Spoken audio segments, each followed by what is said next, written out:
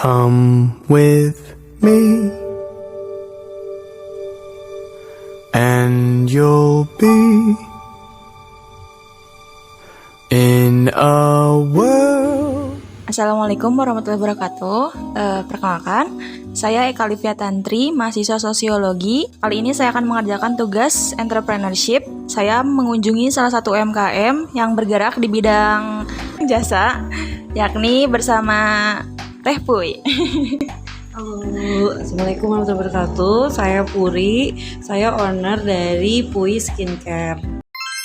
Sebetulnya untuk awalnya saya memang bergerak di bidang farmasi dan basic saya memang dermatologi. Nah, saya tuh ingin mengedukasi pasien-pasien atau customer-customer karena banyak nih di Indonesia ini untuk skincare-nya itu yang macam-macam pakai bahan-bahannya, bahan kimianya macam-macam yang membuat kulitnya rusak gitu. Sedangkan cantik itu nggak mesti putih, tetapi kulit sehat otomatis bersih gitu. Jadi lebih Puy Skincare lebih untuk mengedukasi sih sebetulnya. Awal berdirinya ini sebetulnya udah dari 2019, tapi saya bergerak di bidang skincare dari tahun 2003. Di sini konsepnya Puy Skincare ini homey treatment. Ya, jadi terlihat. Jadi bikin pasiennya itu nggak kaku, terus bikin pasiennya nyaman kayak di rumah sendiri seperti itu.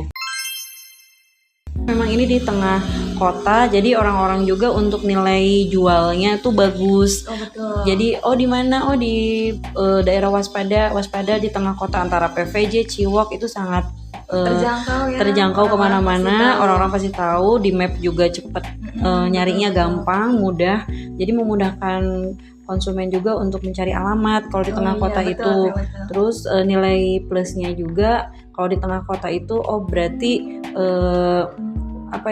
lebih trust lah untuk mereknya, lebih percaya. Jadi customer lebih percaya. Itu aja sih pertimbangannya.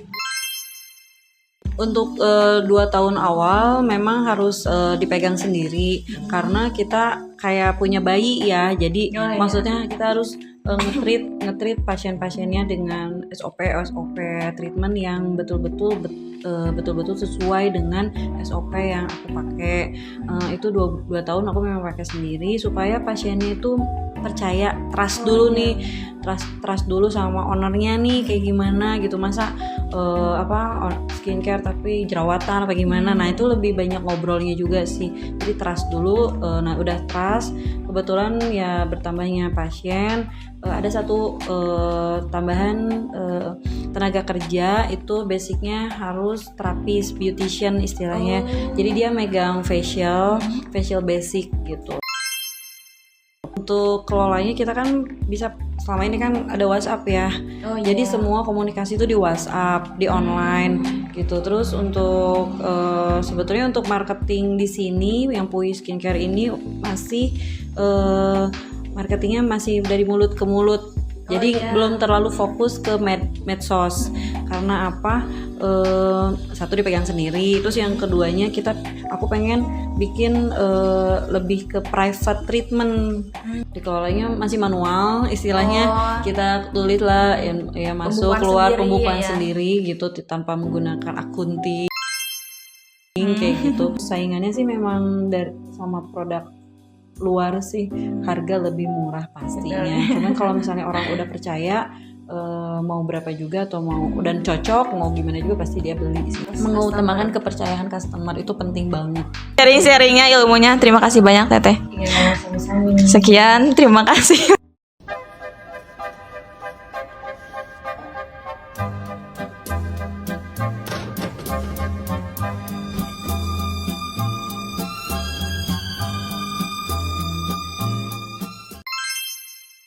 Putih nih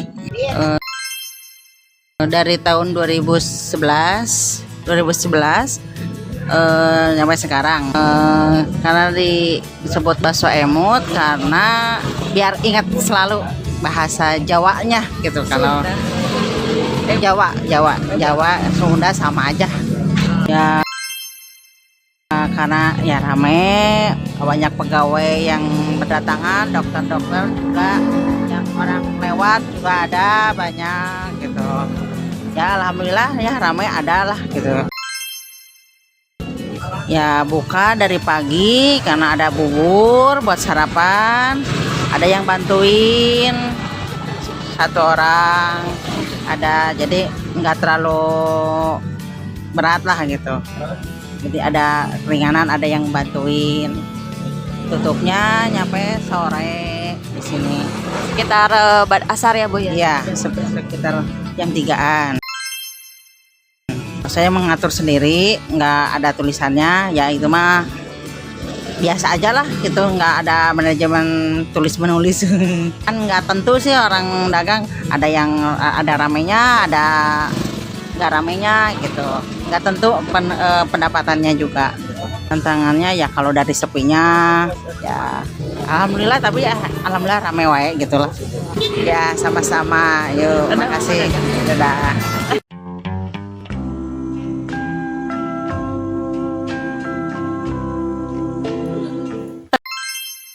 Halo, perkenalkan nama saya Yunita Dwi dan usaha saya yang saya jalani saat ini yaitu Flonika, itu brand usaha kerajinan kawat bulu. Untuk pemasarannya itu aku di online biasanya, kebanyakan di online sih. Terus kalau ada event atau bazar gitu, aku bakal ikut. Untuk si berdirinya ini Flonika di tahun 2024. Untuk si Flonika itu, flow itu diambil dari bunga. Kalau Nika itu terinspirasi dari matahari. Jadi digabungin Flonika bunga matahari.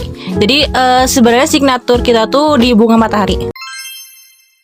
Untuk si produksinya sendiri saya lakukan sendiri dari manajemen bahan-bahannya, dari produksinya, dari pemasarannya, dan untuk penjualannya itu saya lakukan sendiri karena belum ada pekerja yang bisa saya rekrut.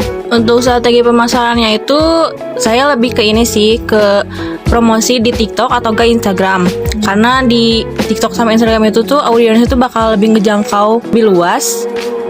Terus paling ditawarin ke teman-teman terdekat juga, kayak misalkan di sekolah atau nggak di kampus.